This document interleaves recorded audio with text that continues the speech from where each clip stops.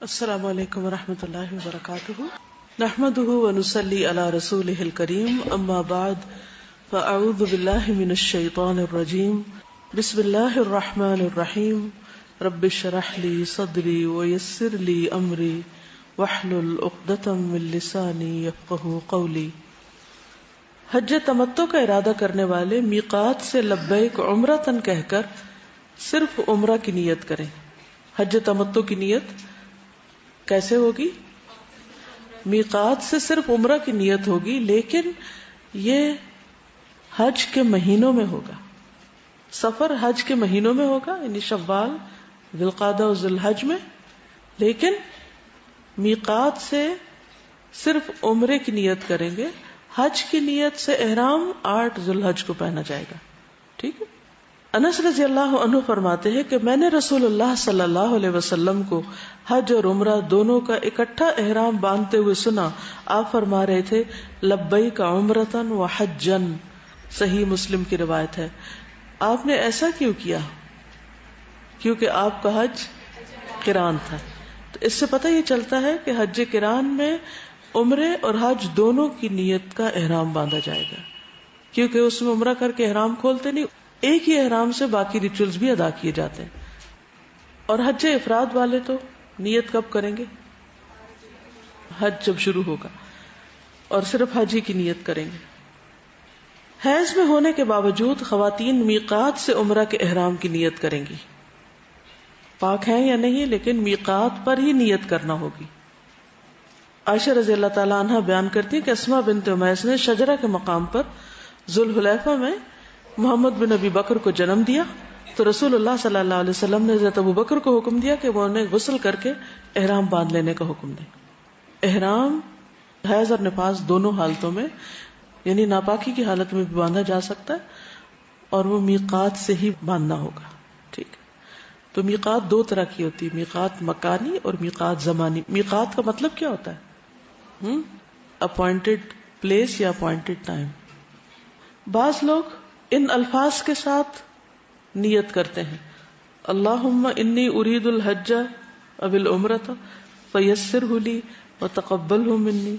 یہ الفاظ مسنون نہیں ہیں، لیکن نبی صلی اللہ علیہ وسلم سے مسنون الفاظ کیا ہیں؟ لبیک عمرۃ و حجا، یا پھر لبیک عمرۃ، اور یہ الفاظ بلند آواز سے دہرائے جائیں گے، واضح، یعنی پروناؤنس کیے جائیں گے۔ اسی لیے جب ایک شخص نے حج بدل کی نیت اپنے بھائی کی طرف سے کی تو آپ نے اس کو اس سے روکا۔ جو ہی نیت ہوگی اس کے فوراً بعد تلبیہ پکارا جائے گا۔ تلبیہ کہتے ہیں لبیک پکارنا، لبیک کہنا۔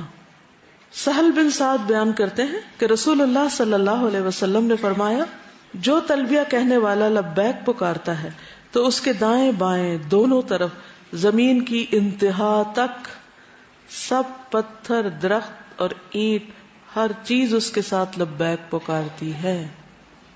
ہمیں سنائی نہیں دیتی، لیکن اس وقت ان کی تسبیح لبیک ہوتی۔ کتنی فضیلت کی بات ہے کہ سب اس کا ساتھ دے رہے ہوتے ہیں۔ زمین و آسمان تو ویسے بھی اللہ کے فرما بردار ہیں، اللہ کی تسبیح کرتے ہیں۔ فیلنگز ایک دم چینج ہو جاتی ہیں، متاثر ہوئے بغیر رہ ہی نہیں سکتے آپ۔ اللهم لبيك لبيك لا شريك لك لبيك إن الحمد والنعمة لك والملك لا شريك لك لبيك اللهم لبيك لبيك لا شريك لك لبيك إن الحمد والنعمة لك والملك لا شريك لك لبيك اللهم لبيك لبيك لا شريك لك لبيك إن الحمد والنعمة لك والملك لا شريك لك۔ جب یہ تلبیہ پکارا جاتا ہے نا تو مجھے اڑتے جہاز اور دوڑتی گاڑیاں اور ان پہ بیٹھے لوگ نظر آتے ہیں، ہر ایک کا امیجنیشن ہوتا ہے نا، تو ایک دم مجھے ایسا لگتا ہے جیسے فلائی کر رہی ہیں چیزیں نا، بھاگ رہے ہیں، اللہ میں حاضر ہوں، میں آ رہا ہوں، میں پہنچ رہا ہوں۔ اور جب یہ احساس شامل ہو جاتا ہے نا کہ ہر چیز ساتھ ہے، تو آپ کا وہ جو لونلی نیس ہے نا، اور یہ فیلنگ کہ ہمارا دنیا میں کوئی نہیں. اکثر خواتین کو یہ شکوہ رہتا ہے نا، کوئی نہیں ہے ہمارا، ہم مسکین. تو جب اللہ کا ذکر آپ کرتے ہیں تو ہر چیز آپ کی. ایک اور حدیث ہے، ما احل محل قط الا بشر ولا کبر مکبر قط الا بشر قیل بالجنہ قال نعم. جب بھی کوئی تلبیہ کہنے والا تلبیہ پڑھتا ہے تو اسے خوشخبری دی جاتی ہے، یعنی وہ کہہ رہا ہے تو اس کو بھی جواب ملتا ہے. اور جب بھی کوئی تکبیر کہنے والا اللہ اکبر کہتا ہے تو اس کو خوشخبری دی جاتی ہے. سوال کیا گیا جنت کی، آپ نے فرمایا ہاں جنت کی. تو جو ہی حج کی نیت کر لیں، لبیک حجن یا لبیک عمرتن، اور سواری پہ سوار ہو جائیں تو تلبیہ شروع کر دیں. میں نے پہلا عمرہ جارڈن سے کیا تھا. جارڈن سے ہم لوگ آئے تھے جدہ جہاز پر. وہ واحد جہاز ایسا تھا جو راستہ بھر تلبیہ سے گونجتا رہا. افسوس یہ کہ وہ سین مجھے دوبارہ نہیں کبھی ملا. عبداللہ بن عمر رضی اللہ عنہما سے روایت ہے کہ رسول اللہ صلی اللہ علیہ وسلم اپنی سواری پر سوار ہوئے، اور جب وہ ذوالحلیفہ کی مسجد کے پاس کھڑی ہو گئی تو آپ نے تلبیہ پڑھا، یعنی جو ہی اونٹنی اٹھی تلبیہ شروع ہو گیا. صحیح مسلم کی روایت ہے. انس بن مالک رضی اللہ عنہ نے بیان کیا کہ نبی صلی اللہ علیہ وسلم نے مدینہ میں 4 رکعتیں پڑھی، لیکن ذوالحلیفہ میں 2. کیوں؟ قصر. پھر آپ نے رات وہیں گزاری. صبح کے وقت جب آپ اپنی سواری پہ سوار ہوئے تو آپ نے لبیک پکاری. صحیح بخاری. اب یہ نہیں کہ ایک دفعہ پڑھ کے بس چپ ہو جائے بندہ، اسے مسلسل پکارتے رہنا چاہیے. پھر یہ کہ تلبیہ کی ابتدا اللہ تعالیٰ کی حمد و ثنا، تسبیح اور تکبیر سے کرنا.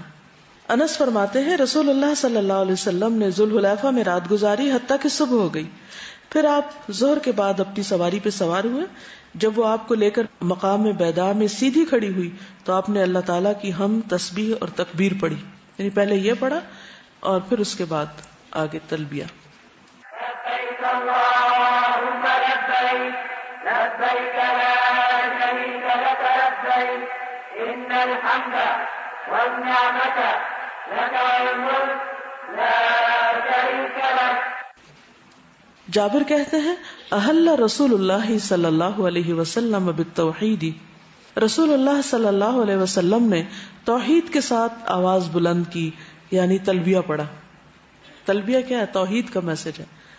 لبیک اللہم لبیک لبیک لا شریک لک لبیک. ایک بار یہ الفاظ پڑھنا. نبی صلی اللہ علیہ وسلم نے فرمایا اللہم حجۃ لا ریاء فیہ ولا سمعہ. اے اللہ اس حج کو ایسا بنا دے کہ اس میں ریاکاری اور دکھلاوا نہ ہو. یعنی جب نیت کی تو یہ الفاظ بھی پڑھے تلبیہ کے ساتھ، اور یہ صرف ایک بار پڑھے. لا ریاء فیہ ولا سمعہ. دونوں میں فرق کیا ہے؟ ریا کہتے ہیں دکھانے کو، کوئی کام کرتے ہوئے دکھانا، اور سمعہ جب ہو چکے تو اس کے بعد اس کی شہرت کرنا. رسول اللہ صلی اللہ علیہ وسلم سے پوچھا گیا افضل حج کون سا ہے؟ قال العج والثج. جس میں بلند آواز سے لبیک پکاری جائے اور قربانی کے جانور کا خون بہایا جائے، یعنی اس میں قربانی بھی ہو. خلاد بن صاحب انصاری اپنے والد سے نقل کرتے ہیں کہ رسول اللہ صلی اللہ علیہ وسلم نے فرمایا میرے پاس جبریل علیہ السلام آئے اور مجھے حکم دیا کہ میں اپنے صحابہ اور دوسرے ساتھ والوں کو حکم دوں کہ تلبیہ کہنے میں اپنی آوازیں اونچی رکھیں. کس نے آ کے کس کو کہا؟ جبریل علیہ السلام نے آ کر نبی صلی اللہ علیہ وسلم کو حکم دیا کہ آپ کس کو حکم دیں؟ صحابہ کو حکم دیں اور اپنے ساتھ والوں کو حکم دیں کہ تلبیہ میں آوازیں اونچی رکھیں. ابو ہریرہ سے مروی ہے اور یہ مسند احمد کی روایت ہے کہ نبی صلی اللہ علیہ وسلم نے فرمایا جبریل نے مجھے بلند آواز سے تلبیہ پڑھنے کا حکم دیا کیونکہ تلبیہ شاعر حج میں سے ہے. جب مرد بلند آواز سے تلبیہ پڑھ رہے ہوں تو عورتیں بھی ساتھ بلند آواز میں شریک ہو جائیں تو کوئی حرج نہیں، کیونکہ احادیث عام ہیں، مردوں کی تخصیص نہیں ہے. حضرت عائشہ اپنی آواز اتنی بلند کرتی کہ مرد سن لیتے، لیکن الگ عورتیں کہیں ایک طرف اکٹھے ہو کے نہیں اس طرح بلند آوازیں کریں. لیکن یہ کہ عموماً سواری میں بھی مرد اور عورتیں اکٹھے ہی ہوتے ہیں، یا کہیں سے گروپ جا رہا ہوتا ہے تو عورتیں اکیلی نہیں ہوتی، عموماً اکٹھے ہوتے ہیں. تو پھر جب مردوں کے ساتھ اور مرد بلند آواز سے پڑھنے تو عورتیں بھی ساتھ بلند آواز سے پڑھ لیں. ابو عطیہ کہتے ہیں میں نے حضرت عائشہ کو کہتے ہوئے سنا میں جانتی ہوں کہ رسول اللہ صلی اللہ علیہ وسلم کی تلبیہ کیسی تھی. پھر اس کے بعد انہوں نے تلبیہ پڑھا لبیک اللہم لبیک، یہ بخاری کی روایت. حضرت معاویہ جب لیلۃ النفر کو نکلے تو انہوں نے تلبیہ کی آواز سنی. انہوں نے پوچھا یہ کون ہے؟ بتایا گیا حضرت عائشہ ہیں جنہوں نے تنعیم سے عمرہ کا احرام باندھا ہے. جنہوں نے تنعیم سے عمرہ کا احرام باندھا ہے. یہ بات جب حضرت عائشہ کو بتائی گئی تو انہوں نے فرمایا اگر یہ مجھ سے پوچھتے تو میں ان کو بتا دیتی کہ میں کون ہوں. مسنون الفاظ سب کو معلوم ہے. لبیک اللہم لبیک لبیک لا شریک لک لبیک ان الحمد والنعمت لک والملک لا شریک لک. صحیح بخاری کے الفاظ ہے میں حاضر ہوں اے اللہ، میں حاضر ہوں، میں حاضر ہوں، تیرا کوئی شریک نہیں، میں حاضر ہوں. بے شک ہر تعریف اور ہر نعمت اور ہر بادشاہت تیری ہی لیے ہے، تیرا کوئی شریک نہیں. ابن عمر تلبیہ کے ان کلمات میں یہ زیادہ کرتے تھے، یعنی اضافہ کرتے تھے. لبیک لبیک وسعدیک والخیر بیدیک لبیک والرغباء الیک والعمل. میں حاضر ہوں، میں حاضر ہوں، اور بار بار اطاعت کا اظہار کرتا ہوں کہ اللہ میں تیری بات مانتا ہوں، ساری بھلائی تیرے ہاتھ میں ہے، میں حاضر ہوں، اور رغبت اور عمل تیری طرف ہے، یعنی میری رغبت بھی تیری طرف ہے اور میرا عمل بھی تیرے لیے ہے. ابو ہریرہ سے روایت ہے کہ نبی صلی اللہ علیہ وسلم کے تلبیہ میں سے یہ بھی ہے لبیک الہ الحق، یعنی صرف ایک مخصوص چند الفاظ ہی نہیں ہے بلکہ تھوڑے تھوڑے اختلاف کے ساتھ مختلف الفاظ بھی آئے ہیں. لبیک الہ الحق، میں حاضر ہوں اے معبود برحق. جابر بن عبداللہ کا بیان ہے کہ لوگ ذل معارج اور اس طرح کے الفاظ زیادہ کرتے تھے. نبی صلی اللہ علیہ وسلم ان کو سنتے اور انہیں کچھ نہیں کہتے تھے، یعنی لبیک کے ساتھ اگر کوئی اپنی محبت سے چند الفاظ مزید بڑھا دیتا تو آپ کچھ نہیں کہتے تھے، اور جو کام آپ کے سامنے ہو اور آپ اس پر خاموشی اختیار کریں تقریری حدیث اس کو کہتے ہیں. ذل معارج کا کیا معنی ہے؟ اے بلندیوں والے. اس سنن نبی داؤد کی روایت ہے، یعنی لبیک یا ذل معارج لبیک یا ذل فواضل، اے فضیلتوں والے، اے بلندیوں والے. یعنی انسان ویسے بھی اللہ کو پیارے پیارے ناموں سے پکارتا ہے، اور جب اس راستے پر ہو تو اور بھی محبت میں اضافہ ہو جاتا ہے، تو پھر اللہ کے اور پیارے پیارے ناموں کے ساتھ اگر پکارا جائے تو کوئی حرج نہیں. محمد بن ابی بکر ثقفی سے روایت ہے کہ انہوں نے انس بن مالک سے پوچھا جبکہ وہ دونوں صبح کو منا سے عرفات جا رہے تھے، رسول اللہ صلی اللہ علیہ وسلم کے ساتھ آپ لوگ آج کے دن کس طرح کرتے تھے، یہ دن کیسے گزارتے تھے؟ انس نے بتایا کوئی ہم میں سے لبیک پکارتا، اس پر کوئی اعتراض نہ کرتا، کوئی تکبیر کہتا اور اس پر بھی کوئی انکار نہیں کرتا تھا، اللہ اکبر بھی پکارتے ہوئے جاتے تھے. اب سوال یہ پیدا ہوتا ہے کہ لبیک کب تک پکاری جائے گی اور کب ختم کر دینی چاہیے؟ مکہ تک کا سارا راستہ انسان جتنا چاہے تلبیہ پکارتا رہے. جب مکہ میں آپ داخل ہوں یا کسی بھی نئے شہر میں، بعض لوگ جدہ کی طرف سے جاتے ہیں، بعض کسی اور شہر کی طرف سے جاتے ہیں، تو نبی صلی اللہ علیہ وسلم کی یہ سنت یاد رکھیں. حدیث میں آتا ہے آپ جب کسی بستی میں داخل ہونے کا ارادہ کرتے تو تب تک نہ داخل ہوتے جب تک یہ الفاظ نہ کہہ لیتے. کون سے الفاظ ہیں؟ اللہم رب السماوات السبع وما اضلت ورب الارضین السبع وما اقلت ورب الریاح وما اذرت ورب الشیاطین وما اضلت انی اسألک خیرہا وخیر ما فیہا واعوذ بک من شرہا وشر ما فیہا. ٹھیک ہے؟ اے اللہ 7 آسمانوں کے رب، ان چیزوں کے رب جن پر آسمانوں نے سایہ کیا ہوا ہے، اور 7 زمینوں کے رب، اور ان چیزوں کے جن کو ان زمینوں نے اٹھایا ہوا ہے، اور ہواؤں کے رب، اور ان چیزوں کے جن کو یہ ہوائیں اڑائی پھرتی ہیں، شیطانوں کے رب، اور ان مخلوقات کے جن کو شیطانوں نے گمراہ کیا ہے. میں تجھ سے اس بستی کی خیر اور جو کچھ اس میں اس کی خیر کا سوال کرتا ہوں، یعنی اس بستی میں جو بھی خیر ہے میں اس کا سوال کرتا ہوں، اور اس بستی کے شر سے اور جو کچھ اس میں ہے اس کے شر سے میں تیری پناہ چاہتا ہوں، یعنی بستی کے شر سے بھی اور بستی کے اندر جو کچھ ہے ان سب چیزوں کے شر سے. اب دیکھیں کسی بھی نئے شہر میں داخل ہوتے وقت انسان کے اوپر ایک گھبراہٹ سی طاری ہوتی ہے، پتہ نہیں یہاں کوئی چور نہ ہو، پتہ نہیں یہاں کوئی سانپ نہ ہو.